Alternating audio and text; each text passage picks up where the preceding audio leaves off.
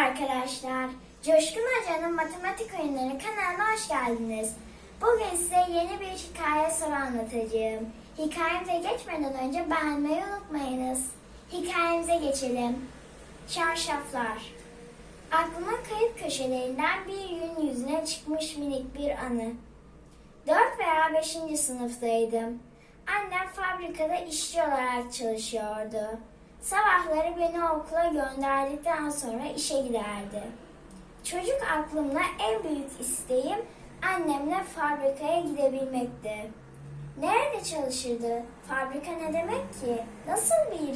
Nasıl bir yeri? Annem orada ne yapardı?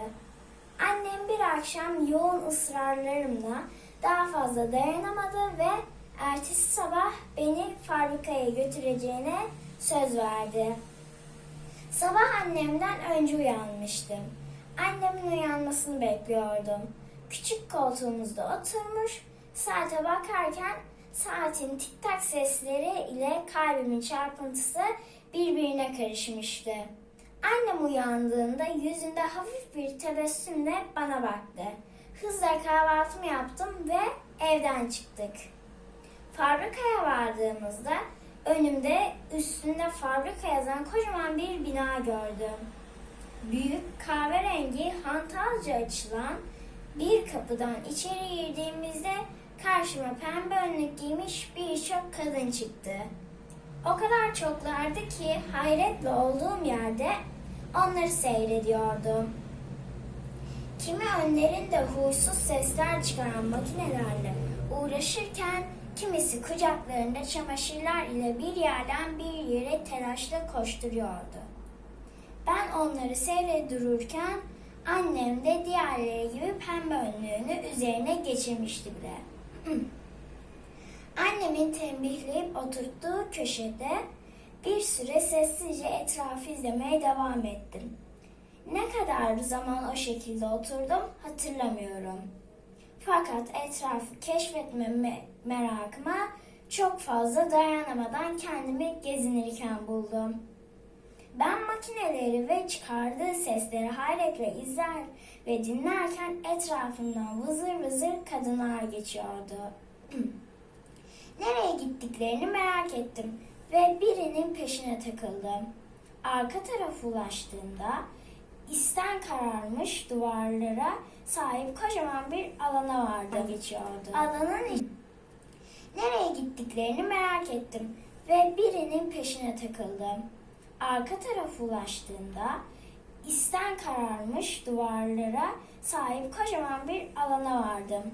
Alanın içinde ise kocaman iplere takılı bembeyaz çarşaflar vardı. Alan 3'e ayrılmıştı. En başta uzun, orta tarafta kısa ve sonda da en kısa iplere asılıyordu çarşaflar. Her gelen sırasıyla aynı doğrultuda olan ipler asıyordu çarşafları. Tam bu anda annemi fark ettim. O da beni fark etmişti ki bana doğru ilerliyordu. Eğer istiyorsam benim de yapabileceğimi söyledi. Koşarak çarşafların olduğu yere gittim. 3-4 tane kucağıma doldurdum ve koşarak geri geldim. Fakat getirdiklerim daha birinci ipi bile doldurmaya yetmemişti. Tekrar gidip geldim. Bunu kaç kere yaptım bilmiyorum ama soluk soluğa kalmıştım. Diğerleri ise tek seferde ipleri tamamen doldurabiliyorlardı.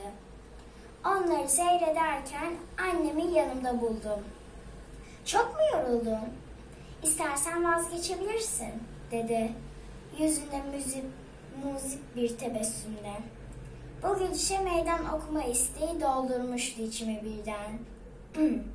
Kadınları dikkatle tekrar izledim. O sırada duvarın sol yanında 100 metre, orta tarafta 50 metre ve sağ tarafta 30 metre yazdığını fark ettim. Çarşafların hepsinin boyutu eşitti. Kafamda bir şimşek çaktı. Geri döndüm ve kucağıma birkaç çarşaf doldurdum. Geri geldim. Kısa ipten başlayarak çarşafları asmaya başladım. Kısa ipe toplam 6 çarşaf sığmıştı. Kafamda şekli düşünerek diğerlerini bunu nasıl uygulayabileceğimi düşünüyordum. İp 30 metreydi ve 6 çarşaf sığdı ise her bir çarşafın eni 5 metreye denk geliyordu. Bu durumu ikinci ipe de uygulamaya karar verdim. İkinci ip 50 metre ise çarşaflarının boyunu 5 metre olarak bulduysak, hikayeyi yazan siz olsaydınız okuyuculardan matematiğin hangi kavramlarına ulaşmalarını isterdiniz?